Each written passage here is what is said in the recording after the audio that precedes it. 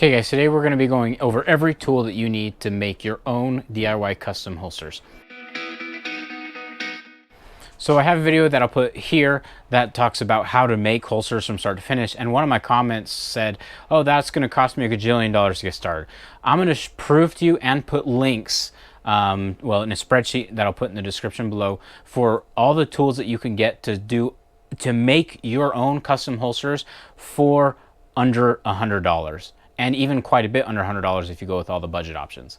Okay, so to start making your own custom Kydex holsters, which this is one that I made in the video a while back, and I've been carrying in it since I made that video, which is probably about a year.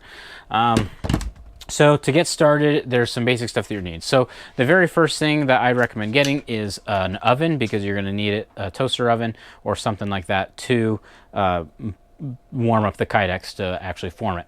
Now you can actually just use your regular oven. You're not getting to the Kydex to the point where it will melt or emit any fumes, so you can use your own oven in your house if your wife doesn't mind, and that saves you a few dollars. I have a link to one of these, brand new for 20 bucks. You can usually get them for cheaper at a thrift store if you really want to go look.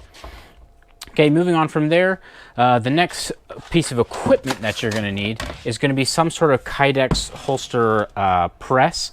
Now, I just made this one out of scrap wood that I had lying around. I put these hinges on it, and then I put this Kydex forming foam, and I didn't glue it in or anything because I like to be able to move it around if needed. This foam is like 50 bucks, and then the plywood was free because I had it lying around, and then it's like 5 bucks a hinge, so like you're like 60 bucks. Maybe if you buy some wood, like 70 bucks or something like that. Yeah, I put 75 or something in my estimates, and you can actually go cheaper. You can cut up like a yoga mat and then just get 2 boards and some clamps and stuff to clamp it together. Whatever works for you, but you can go real cheap on this. Okay, as far as your last tool that you're really gonna need is some sort of Dremel, and Harbor Freight actually sells an ultra cheap Dremel that you can get for 10 bucks, and that comes with everything you'll need to even cut it out. It comes with a few cutting discs. This is obviously not the one. It comes with a few cutting discs. It comes with your polishing disc. It comes with your sanding disc. It comes with everything you need for literally $10. You can get the Dremel that you need. Now, if you want to go buy your Milwaukee or Makita or Ryobi or whatever brand you use, I rock the DIY green. You know, you can go ahead and get that one or a fancy Dremel one, whichever you want. I put some links to those as well. Okay, so that's really all you're gonna need from equipment. Ideally, you're gonna need a drill too to drill out a couple of the holes for the Chicago style screws. You should already have a drill if you're thinking about making Kydex press holsters, so I didn't include it in the cost. If you don't have one, ask your wife to get you one for Father's Day or Christmas, or borrow your neighbor's. If you're a kid looking to make these for your airsoft gun, just go ask your neighbor or something to borrow a drill, or steal your dad's. Okay.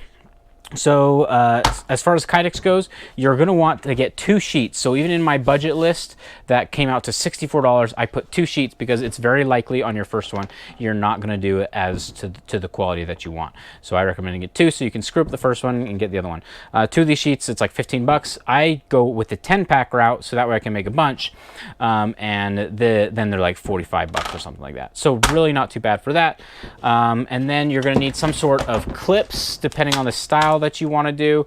This is the one that I use in the video that I put a link to in the description below and earlier. These are like 10 bucks, and then you're gonna need some Chicago style screws. I bought some real cheapy junky ones to begin with, and they sucked rocks.